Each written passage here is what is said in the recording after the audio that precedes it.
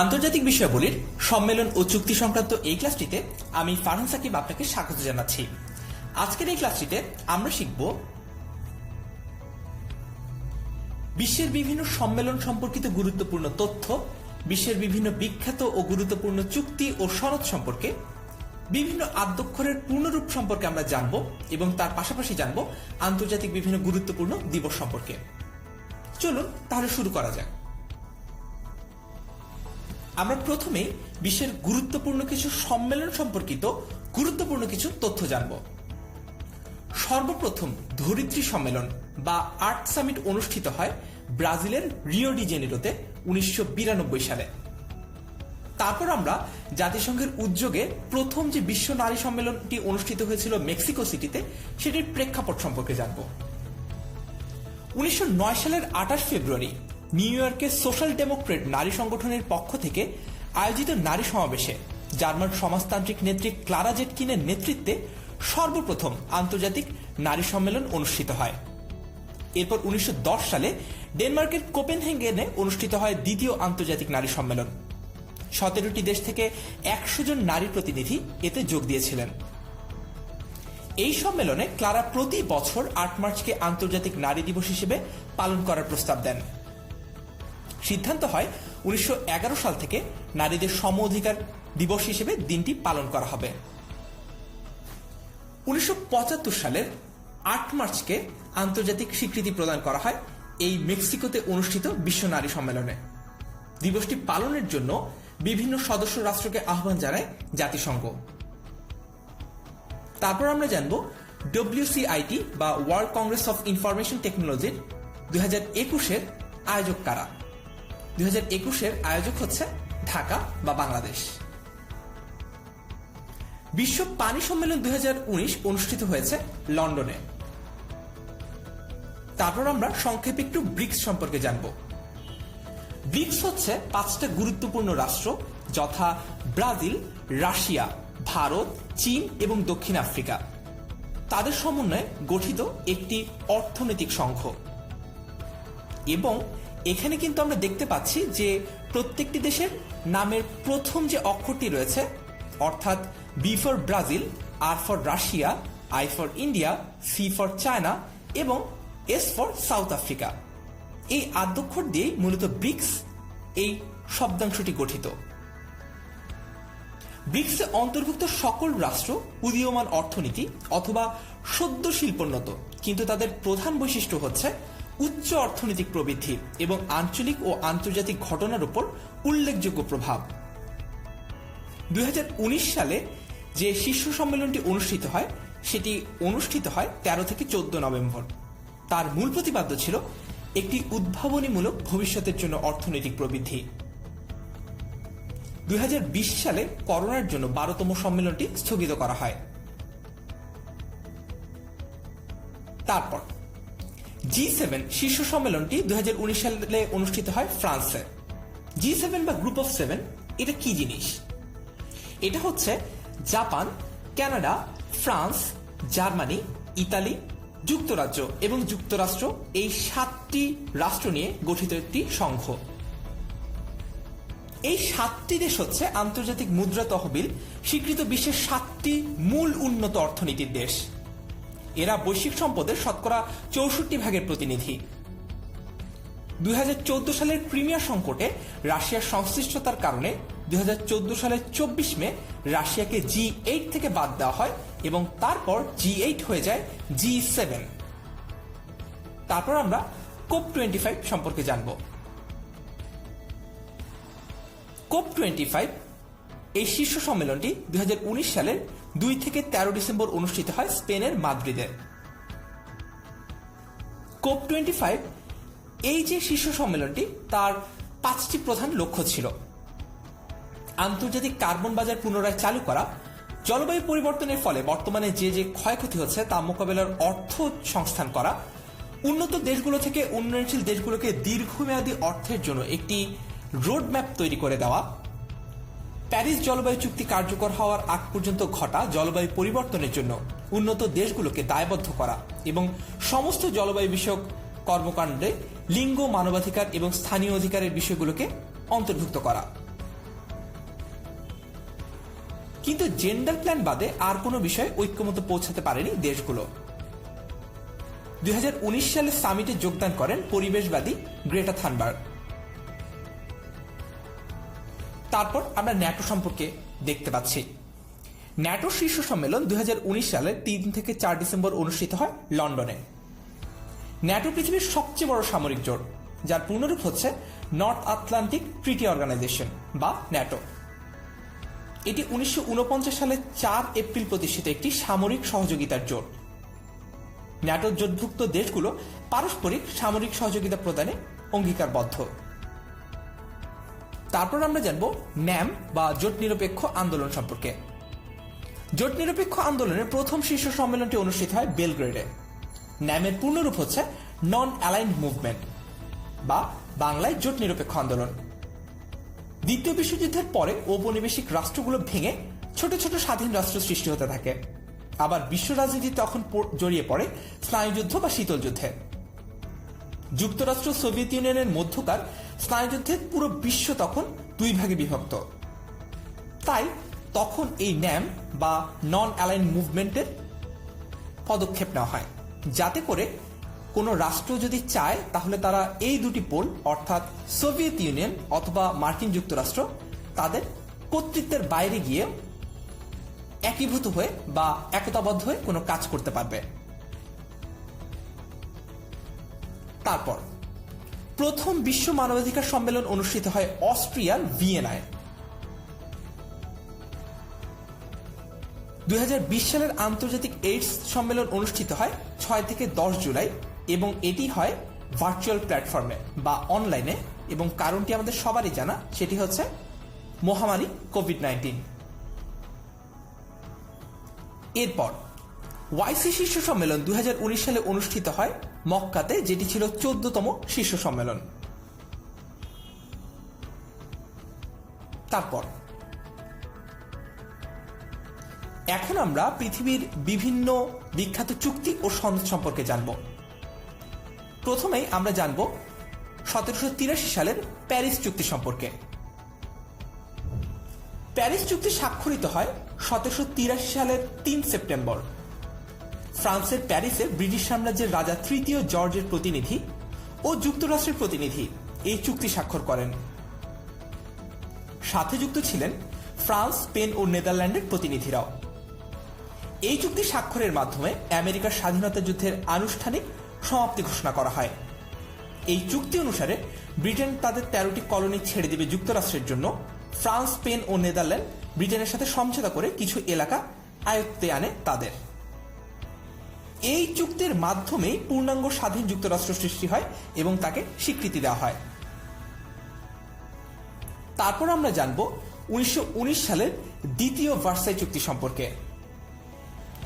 1919 সালে প্যারিসে অনুষ্ঠিত প্যারিস শান্তি সম্মেলনে চুক্তির খসড়া করা হয়। খসড়ার মূল নকশা করেন 4 জন নেতা।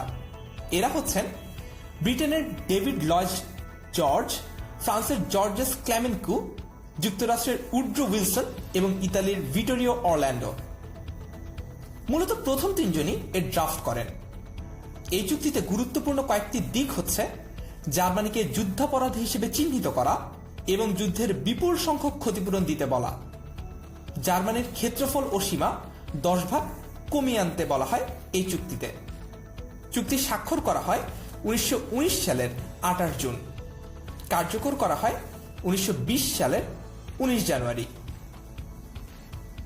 জেনে রাখা ভালো যে প্রথম ভার্সাই চুক্তিটি হয়েছিল 1780 সালে ব্রিটেন ও আমেরিকার মধ্যে। প্রথম ভার্সাই চুক্তিকে আমেরিকার স্বাধীনতা প্রতিষ্ঠার গুরুত্বপূর্ণ একটি চুক্তি হিসেবে বিবেচনা করা হয়। তারপর আমরা জানব 1948 মানবাধিকার সনদ সম্পর্কে।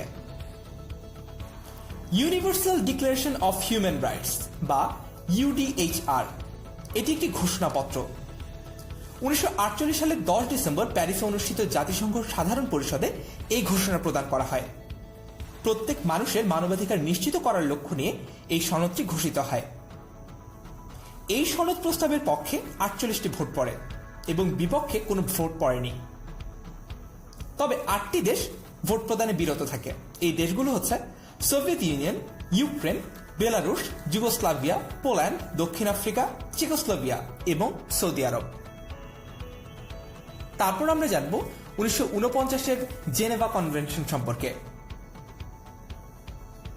যুদ্ধে ক্ষতিগ্রস্ত মানুষের সাথে কি রকম আচরণ করা উচিত সে সংক্রান্ত আন্তর্জাতিক একটি আইন রয়েছে। তার একটি নির্দিষ্ট মানদণ্ড নির্ধারণ করতেই এই কনভেনশনটি কাজ করেছে, যাকে আমরা জেনেভা কনভেনশন হিসেবে জেনে থাকি। এতে 4টি আনুষ্ঠানিক চুক্তি ও 3টি বাড়তি প্রটোকল রয়েছে। 1949 সালের একটি সন্ধিপত্রকে নির্দেশ করে এটি সম্পাদিত হয়েছিল দ্বিতীয় বিশ্বযুদ্ধ পরবর্তী প্রতিক্রিয়া ও এর ফলাফল হিসেবে। জেনেভা কনভেনশন 1949-এ প্রতিষ্ঠা করা হয়েছে যুদ্ধে যারা ক্ষতিগ্রস্ত তাদের অধিকার। যুদ্ধকালীন সময়ে বা সামরিক সংঘাতে ধরা পড়া ব্যক্তিদের মৌলিক অধিকারগুলো নির্দিষ্টভাবে ও বিশদভাবে নিরূপণ করা হয়েছে জেনেভা কনভেনশনে। এতে প্রতিষ্ঠিত হয়েছে আহতদের এবং যুদ্ধাঞ্চল ও এর কাছাকাছি এলাকায় বেসামরিক নাগরিকদের সুরক্ষার ব্যবস্থা। এর আইন বা বিধিসমূহ সেই ব্যক্তিবর্গকে রক্ষার চেষ্টা করে যারা সংঘাত বা বৈরিতায় লিপ্ত নয় অথবা যারা সংঘাত ও বৈরিতায় আর অংশগ্রহণ করছে না, যেমন আহত বা অসুস্থ যোদ্ধা, যুদ্ধবন্দী, বেসামরিক জনগণ, ধর্ম এবং চিকিৎসা ক্ষেত্রে নিয়োজিত কর্মীবৃন্দ। তারপর আমরা জানব 1966 সালের তাসখান্ত চুক্তি সম্পর্কে। তাসখান্ত চুক্তি হচ্ছে 1960 সালের আরও 6 বছর পরে অর্থাৎ 1966 সালের 10 জানুয়ারি উজবেকিস্তানের রাজধানী তাসখন্দে পাকিস্তান ও ভারতের মধ্যে সম্পাদিত একটি চুক্তি, যা 1965 সালের ভারত পাকিস্তান যুদ্ধের সমাধান করে। এর আগের 6 বছর ধরেও তাদের মধ্যে অর্থাৎ 1960 থেকে 66 সাল পর্যন্ত এই দুটি বিবাদমান পক্ষের মধ্যে সংঘাত ও সংঘর্ষ চলে আসছিল। কখনো কখনো সেটি সামরিক রূপ নিয়েছিল, আবার কখনো সেটি ছিল রাজনৈতিক উত্তেজনায় সীমাবদ্ধ। এই দুইটি দেশের মধ্যে শান্তি স্থাপন এবং জনগণের মধ্যে সৌহার্দ্য বৃদ্ধি তাসখান্ত চুক্তির মূল কথা। দুই পক্ষ নিজেদের বিরোধ মীমাংসার জন্য পরস্পরের উপর শক্তি প্রয়োগ না করে জাতিসংঘ সনদ অনুযায়ী শান্তিপূর্ণ উপায় গ্রহণ করবে বলে একমত হন। তারপর আমরা আরো কিছু বিখ্যাত চুক্তি ও সনদ সম্পর্কে জানব।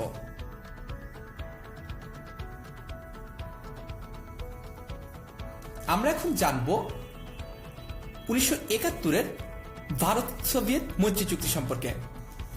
ভারত সোভিয়েত মৈত্রী চুক্তি 1971 সালের 9 আগস্ট ভারত ও সোভিয়েত ইউনিয়নের মধ্যে এই চুক্তিটি বাংলাদেশের স্বাধীনতার জন্য খুবই গুরুত্বপূর্ণ। চুক্তিটি স্বাক্ষর করেন ভারতের পররাষ্ট্রমন্ত্রী শরণ সিং এবং সোভিয়েতের পররাষ্ট্রমন্ত্রী আন্দ্রে গ্রোমিকো। এই চুক্তিতে বলা ছিল দুই দেশের কেউ তৃতীয় শক্তি দ্বারা হামলার শিকার হলে একে অপরকে সাহায্য করবে। বাংলাদেশের যুদ্ধের সময় এই চুক্তির ফলে ভারতের তরফ থেকে বাংলাদেশ আরো বেশি সাহায্য পায় এবং সোভিয়েতের পক্ষ থেকেও বাংলাদেশ সাহায্য সহযোগিতা অর্জন করতে সমর্থ হয়। তারপর আমরা জানব 1970 সালের পরমাণু অস্ত্র বিস্তার রোধ চুক্তি সম্পর্কে। পারমাণবিক অস্ত্রের প্রসার রোধের উদ্দেশ্যে এই চুক্তিপত্রটি সাধিত হয়েছিল। 1968 সালের 1 জুলাই এই চুক্তি স্বাক্ষর সূচনা হয়। এই চুক্তিতে স্বাক্ষরকারী রাষ্ট্রপক্ষের সংখ্যা হচ্ছে 189। এর মধ্যে 5টি রাষ্ট্র পরমাণু শক্তিধর, সেগুলো হচ্ছে যুক্তরাষ্ট্র, যুক্তরাজ্য, ফ্রান্স, রাশিয়া ও গণচীন। এরা রাষ্ট্রসংঘের নিরাপত্তা পরিষদের স্থায়ী সদস্য। এই চুক্তি কার্যকর হয় 1970 সালের 5 মার্চ। তারপর আমরা জানব 1972 সালের সিমলা চুক্তি সম্পর্কে।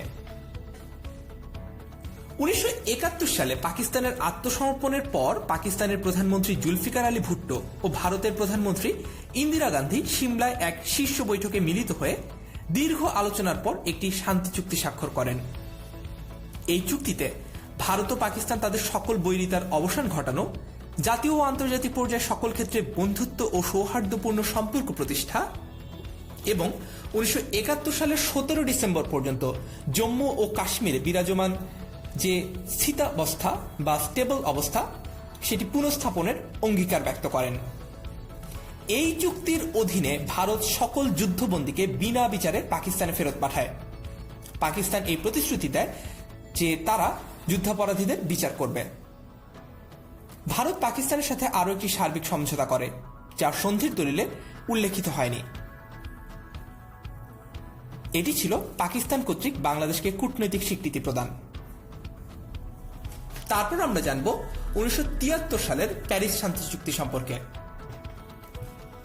1960-এর দশকের শুরুতে ভিয়েতনাম যুদ্ধে মার্কিন যুক্তরাষ্ট্র সরাসরিভাবে জড়িয়ে পড়ে। শান্তি চুক্তির লক্ষ্যে 1969 থেকে 1973 সালের মধ্যে প্রকাশ্যে এবং গোপনে বেশ কিছু বৈঠক অনুষ্ঠিত হয়।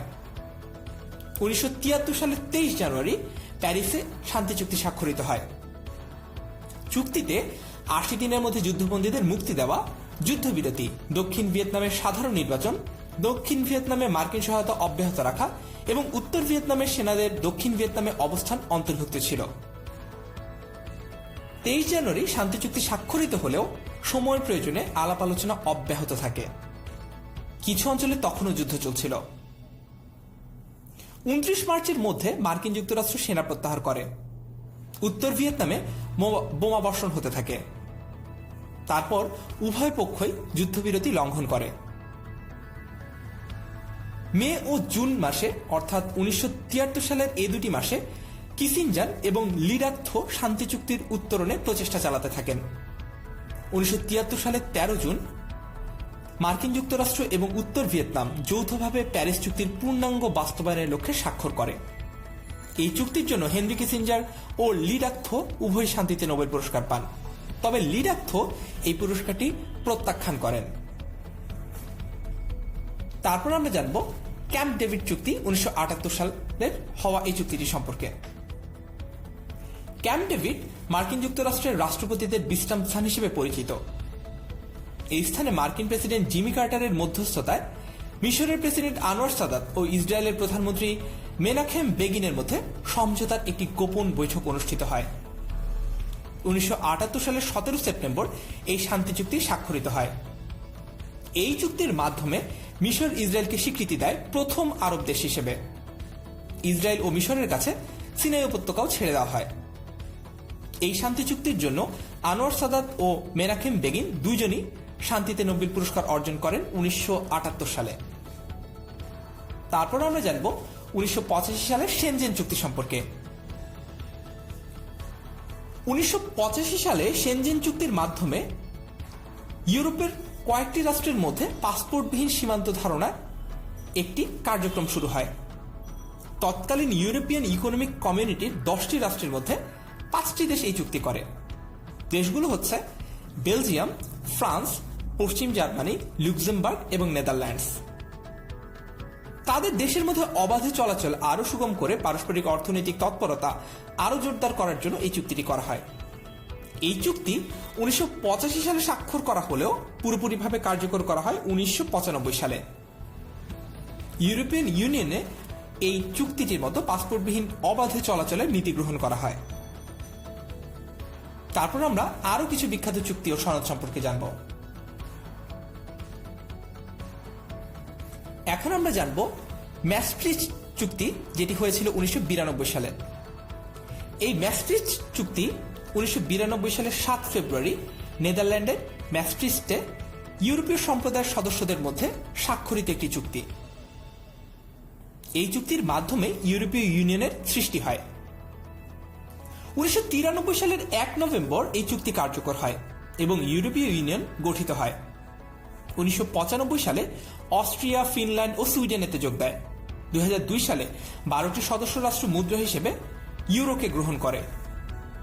2004 সালে সাইপ্রাস, চেক প্রজাতন্ত্র, এস্তোনিয়া, হাঙ্গেরি, লাটভিয়া, লিথুনিয়া, মাল্টা, পোল্যান্ড, স্লোভাকিয়া ও স্লোভেনিয়া ইউরোপিয়ান ইউনিয়নে যোগদান করে। তারপর জানবো আমরা সিটিবিটি চুক্তি সম্পর্কে। সামরিক ও অসামরিক ক্ষেত্রে যাবতীয় পারমাণবিক পরীক্ষার উপর নিষেধাজ্ঞা আরোপ করার জন্য এই চুক্তিটি করা হয়। 1996 সালের 10 সেপ্টেম্বর জাতিসংঘের সাধারণ সভায় এই চুক্তিটি গৃহীত হয়। তবে এটি শেষমেশ কার্যকর করা হয়ে ওঠেনি। কারণ হচ্ছে পৃথিবীর বড় বড় পরাশক্তিগুলো এতে আপত্তি জানায়। তারপর আমরা জানব কিয়োটো প্রোটোকল সম্পর্কে। কিয়োটো প্রোটোকল একটি বহুরাষ্ট্রীয় আন্তর্জাতিক চুক্তি, যা এই চুক্তিতে স্বাক্ষরকারী রাষ্ট্রগুলোকে গ্রিনহাউস গ্যাস নির্গমনের জন্য দায়বদ্ধ করে। 1997 সালের 11 ডিসেম্বর জাপানের কিয়োটো শহরে এই চুক্তিটি প্রথম গৃহীত হয় এবং 2005 সালের 16 ফেব্রুয়ারি প্রথম কার্যকর হয়। বর্তমানে এই চুক্তি দ্বারা 192টি দেশ দায়বদ্ধ আছে। চুক্তিটি অনুসারে এই দায়বদ্ধ দেশগুলোকে কার্বন নিঃসরণ কমানোর ব্যাপারে জোর দেওয়া হয়।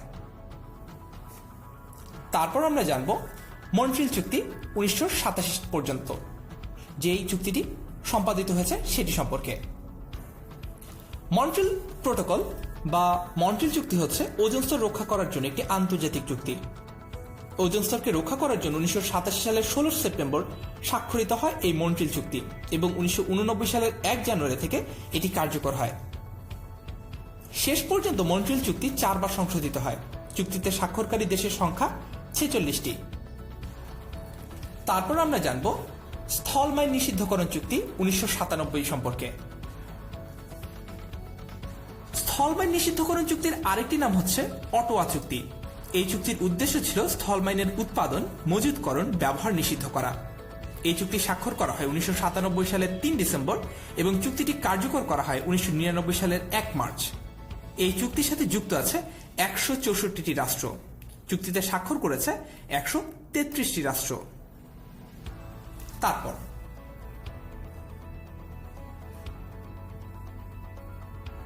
এখন আমরা কিছু সংক্ষিপ্ত শব্দাংশের পূর্ণরূপ জানব, যেগুলো খুবই গুরুত্বপূর্ণ। দেখে নেওয়া যাক এক নজরে। এডিবি এর পূর্ণরূপ হচ্ছে এশিয়ান ডেভেলপমেন্ট ব্যাংক। এপেক বা এপিইসি এর পূর্ণরূপ হচ্ছে Asia Pacific Economic Cooperation. ATM automated teller machine, যেখানে ডেবিট কার্ড বা ক্রেডিট কার্ড প্রেস করে টাকা পয়সা ওঠানো যায়, যদি অ্যাকাউন্টে থাকে তাহলে। তারপর বিবিসি ব্রিটিশ ব্রডকাস্টিং কর্পোরেশন। এরপর CPA Commonwealth Parliamentary Association. CNN Cable News Network. CARE Cooperation for American Relief Everywhere. এরপর CIRDAP Centre on Integrated Rural Development for Asia and Pacific. এরপর হচ্ছে ইকোসক ইকোনমিক অ্যান্ড সোশ্যাল কাউন্সিল। তারপর GATT General Agreements on Tariff and Trade. GSP, যে সুবিধাটি একটা সময় বাংলাদেশ ভোগ করলেও পরবর্তীতে নানা কারণে সেটি বাতিল করে দেওয়া হয়। এইটির পূর্ণরূপ হচ্ছে জেনারেলাইজড স্কিম অফ প্রেফারেন্সেস বা জিএসপি। তারপর ICDDRB International Centre for Diarrhoea Disease Research Bangladesh. এরপর IEDCR Institute of Epidemiology Disease Control and Research. এরপর আইএমও ইন্টারন্যাশনাল মেরিটাইম অর্গানাইজেশন। তারপর আমরা আরো কিছু সংক্ষিপ্ত শব্দের পূর্ণরূপ জানব। আইএমএফ এর পূর্ণরূপ হচ্ছে International Monetary Fund. NAFTA North American Free Trade Agreement. NAM, এটি সম্পর্কে আগেও জেনেছি, সেটি হচ্ছে Non Aligned Movement. OIC Organization of Islamic Conference. OPEC Organization of Petroleum Exporting Countries. PLO Palestine Liberation Organization. SAPTA SAARC Preferential Trading Agreement. UNCHR United Nations Commission on Human Rights. UNDP United Nations Development Programme. UNICEF United Nations Children's Fund. WMO World Meteorological Organization. WTO World Trade Organization. WWW world wide web. তারপর আমরা কিছু গুরুত্বপূর্ণ আন্তর্জাতিক দিবস সম্পর্কে জানব এবং কয়েকটি দিবসের প্রেক্ষাপট সম্পর্কে একটু জানব।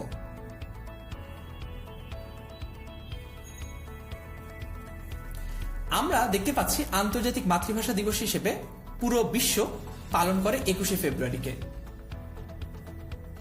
আন্তর্জাতিক নারী দিবস হচ্ছে 8 মার্চ, যেটির প্রেক্ষাপট আমরা এই লেকচারের শুরুর অংশেই জানতে পেরেছি।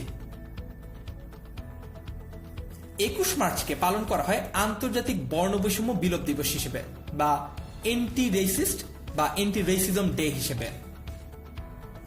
দক্ষিণ আফ্রিকার শার্পভিলে রাষ্ট্রের বর্ণবাদী আইন পাশের বিরুদ্ধে প্রতিবাদ মিছিলে পুলিশের গুলিতে নিহত হন 69 জন মানুষ। তার প্রায় অর্ধ শতাব্দী পার হয়ে গেছে।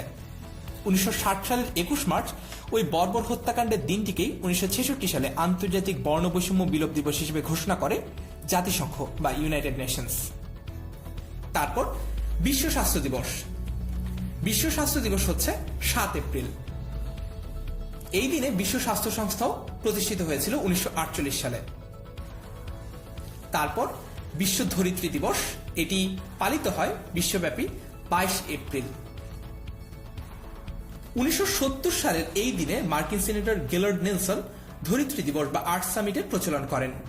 পৃথিবীকে ধ্বংসের হাত থেকে রক্ষার জন্য ধার্য করা দিবস হচ্ছে এই 22 এপ্রিল। তারপর আমরা দেখতে পাচ্ছি আন্তর্জাতিক শ্রমিক দিবস বা 1 মে সম্পর্কে। বিশ্ব সংবাদপত্র স্বাধীনতা দিবস হচ্ছে 3 মে। বিশ্ব রেড ক্রস দিবস হচ্ছে 8 মে। 28 মে পালিত হয় বিশ্ব নিরাপদ মাতৃত্ব দিবস। 29 মে বিশ্বব্যাপী পালিত হয় জাতিসংঘ শান্তিরক্ষী দিবস। 31 মে বিশ্ব তামাক মুক্ত দিবস। আর 5 জুন বিশ্ব পরিবেশ দিবস। 1972 সালের এই দিনে সুইডেনের স্টকহোমে জাতিসংঘ মানব পরিবেশ সম্মেলন শুরু হয়। 1973 সালে জাতিসংঘ সম্মেলনের প্রথম দিনটিকে বিশ্ব পরিবেশ দিবস হিসেবে ঘোষণা দেওয়া হয়, সেটি ছিল 5 জুন। বিশ্ব মাদক বিরোধী দিবস হচ্ছে 26 জুন। তারপর আমরা আরো কিছু গুরুত্বপূর্ণ আন্তর্জাতিক দিবস সম্পর্কে জানব। বিশ্ব জনসংখ্যা দিবস হিসেবে বিশ্বব্যাপী পালন করা হয় 11 জুলাইকে।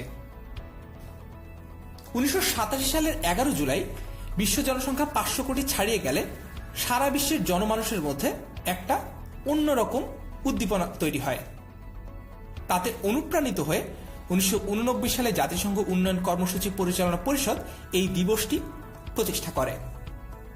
বিশ্ব জনসংখ্যা দিবসের লক্ষ্য হচ্ছে পরিবার পরিকল্পনা, লৈঙ্গিক সমতা, দারিদ্র্য, মাতৃস্বাস্থ্য এবং মানবাধিকারের মতো জনসংখ্যা সংক্রান্ত বিভিন্ন বিষয়ে সাধারণ জনগণের মধ্যে সচেতনতা তৈরি করা। তারপর 6 আগস্ট হিরোশিমা দিবস, 9 আগস্ট নাগাসাকি দিবস এবং একই সাথে 9 আগস্ট পালিত হয় বিশ্ব আদিবাসী দিবস হিসেবেও। বিশ্বব্যাপী আদিবাসী জনগণ তাদের নিজস্ব সাংস্কৃতিক পরিচয়, ভূমির অধিকার, অঞ্চল বা টেরিটরির অধিকার, প্রাকৃতিক সম্পদের অধিকার ও নাগরিক মর্যাদার স্বীকৃতির দাবিতে দিবসটিকে পালন করে। তারপর বিশ্ব সাক্ষরতা দিবস পালন করা হয় 8 সেপ্টেম্বর। আন্তর্জাতিক অহিংস দিবস পালন করা হয় 2 অক্টোবর। অহিংস আন্দোলনের অন্যতম পুরোধা ব্যক্তিত্ব মহাত্মা গান্ধীর জন্মদিনে এই দিবসটি পালন করা হয়। তারপরে দিবসটি খুবই গুরুত্বপূর্ণ, সেটি হচ্ছে বিশ্ব শিক্ষক দিবস। এটি পালন করা হয় 5 অক্টোবর।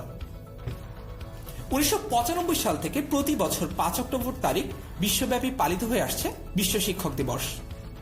এই দিবসটি শিক্ষকদের অবদানকে স্মরণ করার জন্য পালন করা হয়। ইউনেস্কোর মতে বিশ্ব শিক্ষক দিবস শিক্ষা ও উন্নয়নের ক্ষেত্রে শিক্ষকদের অসামান্য অবদানের স্বীকৃতি স্বরূপ পালন করা হয়ে থাকে। বিশ্ব শিশু দিবস হচ্ছে 14 অক্টোবর। বিশ্ব সাদাছড়ি দিবস হচ্ছে 15 অক্টোবর। জাতিসংঘ দিবস হচ্ছে 24 অক্টোবর। তারপর আন্তর্জাতিক শিক্ষার্থী দিবস, এটিও গুরুত্বপূর্ণ এবং এটি পালিত হয় 17 নভেম্বর। প্রতি বছর 17 নভেম্বর তারিখে এই আন্তর্জাতিক শিক্ষার্থী দিবস পালন করা হয়। সারা পৃথিবীব্যাপী বিভিন্ন বিশ্ববিদ্যালয়ে, স্কুল, কলেজে অধ্যয়নরত শিক্ষার্থীদের সংস্কৃতি ও কর্মতৎপরতাকে বৈশ্বিক পর্যায়ে তুলে ধরার প্রচেষ্টা হিসেবে এই দিবসটি উদযাপন করা হয়ে থাকে। তারপর বিশ্ব এইডস দিবস পালন করা হয় 1 ডিসেম্বর। আর 10 ডিসেম্বর পালন করা হয় আন্তর্জাতিক মানবাধিকার দিবস হিসেবে। এই লেকচারটি থেকে আমরা পৃথিবীর বিভিন্ন গুরুত্বপূর্ণ সম্মেলন, চুক্তি ও সনদ সম্পর্কে জানলাম নানা গুরুত্বপূর্ণ তথ্য, যেগুলো বিভিন্ন প্রতিযোগিতামূলক পরীক্ষায় আমাদের কাজে লাগবে। আশা করি আমরা এই লেকচারটি থেকে উপকৃত হয়েছি। আমার সাথে থাকার জন্য আপনাকে ধন্যবাদ। দেখা হচ্ছে পরের লেকচারে।